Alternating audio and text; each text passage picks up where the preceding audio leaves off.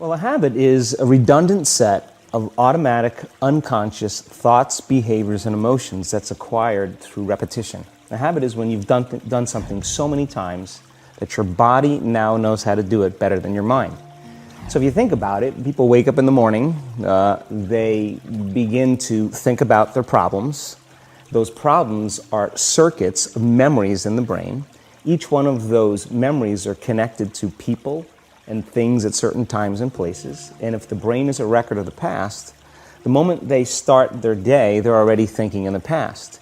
Each one of those memories has an emotion. Emotions are the end product of past experiences. So the moment they recall those memories of their problems, they all of a sudden feel unhappy, they feel sad, they feel pain. Now, how you think and how you feel creates your state of being. So the person's entire state of being when they start their day is in the past. So what does that mean? The familiar past will sooner or later be predictable future.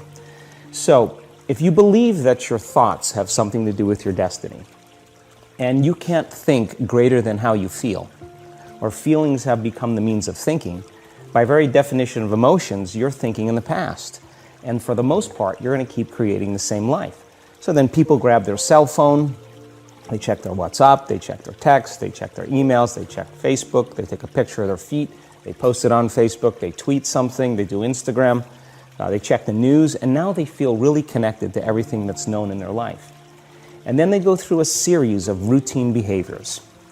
They get out of bed on the same side, they go to the toilet, they get a cup of coffee, they take a shower, they get dressed, they drive to work the same way, they do the same things, they see the same people, they push the same emotional buttons, and that becomes the routine, and it becomes like a program. So now they've lost their free will to a program, and there's no unseen hand doing it to them.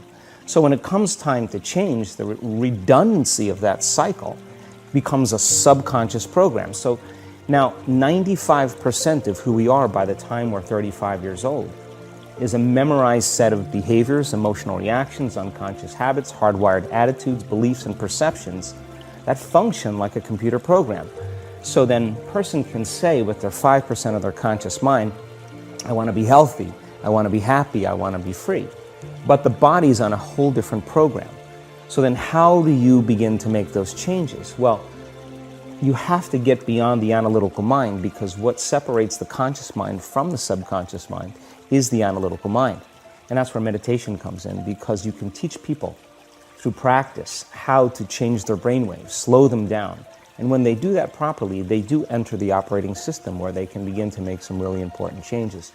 So most people then wait for crisis or trauma or disease or diagnosis. They wait for loss, some tragedy to make up their mind to change. And my message is, why wait?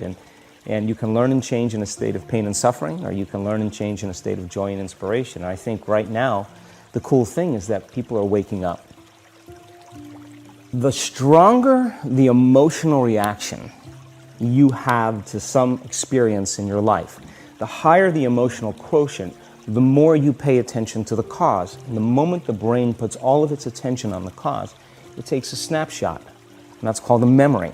So long-term memories are created from very highly emotional experiences. So what happens then is that people think neurologically within the circuitry of that experience, and they feel chemically within the boundaries of those emotions. And so when you have an emotional reaction to someone or something, most people think that they can't control their emotional reaction. Well, it turns out if you allow that emotional reaction, it's called a refractory period, to last for hours or days, that's called a mood. I say to someone, hey, well, what's up? You say, I'm in a mood. Well, why are you in a mood? Well, I had this thing happen to me 5 days ago, and I'm having one long emotional reaction. If you keep that same emotional reaction going on for weeks or months, that's called temperament. Why is he so bitter? I don't know, let's ask him. Why is he so bitter?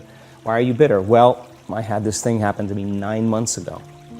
And if you keep that same emotional reaction going on for years on end, that's called a personality trait.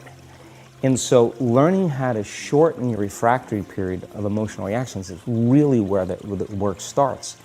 So then people, when they have an event, what they do is they keep recalling the event, because the emotions of stress hormones, the survival emotions, are saying pay attention to what happened, because you want to be prepared if it happens again. Turns out most people spend 70% of their life living in survival and living in stress. So they're always anticipating the worst case scenario based on a past experience. And they're literally, out of the infinite potentials in the quantum field, they're selecting the worst possible outcome, and they're beginning to emotionally embrace it with fear. And they're conditioning their body into a state of fear. Do that enough times, the body has a panic attack without you. You can't even predict it because it's programmed subconsciously. So then you say to the person, why are you this way?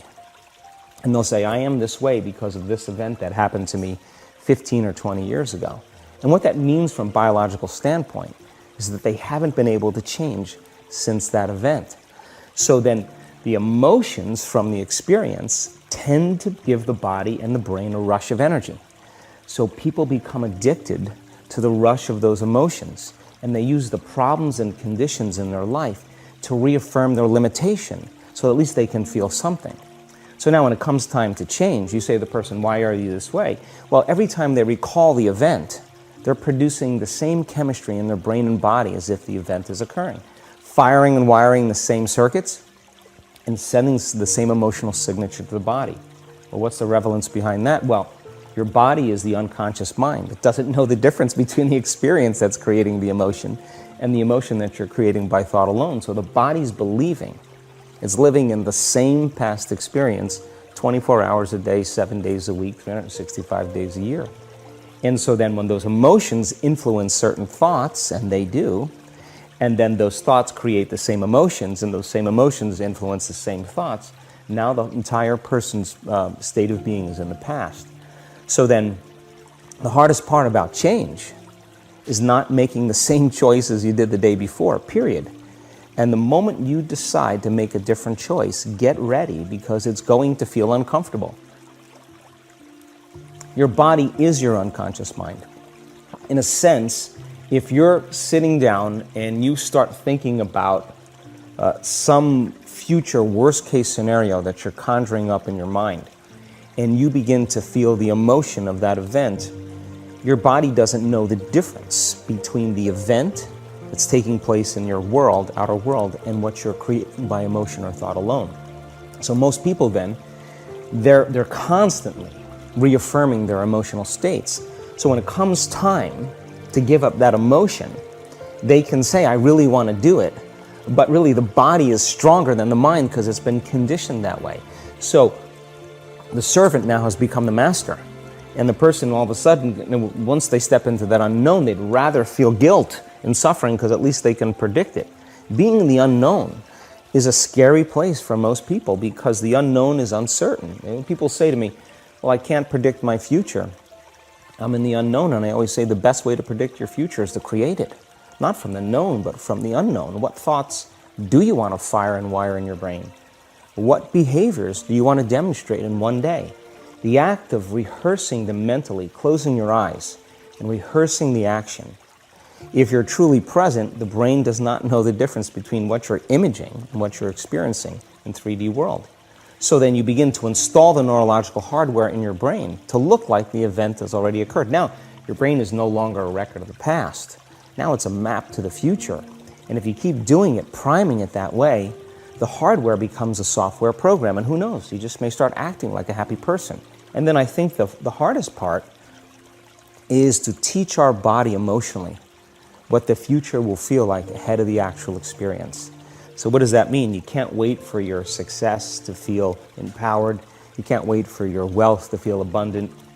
You can't wait for your new relationship to feel love, or your healing to feel whole. I mean, that's the old model of reality, of cause and effect, waiting for something outside of us to change how we feel inside of us. And when we feel better inside of us, we pay attention to whoever or whatever caused it. But what that means then is that from the Newtonian world is that most people spend their whole life living in lack, waiting for something to change out there. The moment you start feeling abundant and worthy, you are generating wealth. The moment you're empowered and feel it, you're beginning to step towards your success.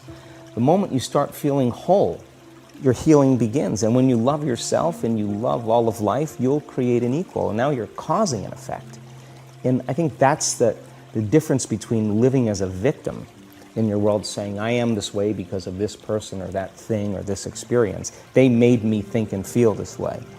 When you switch that around, you become a creator of your world, and you start saying, my thinking and my feeling is changing an outcome in my life, and now that's a whole different game, and we start believing more that we're creators of reality.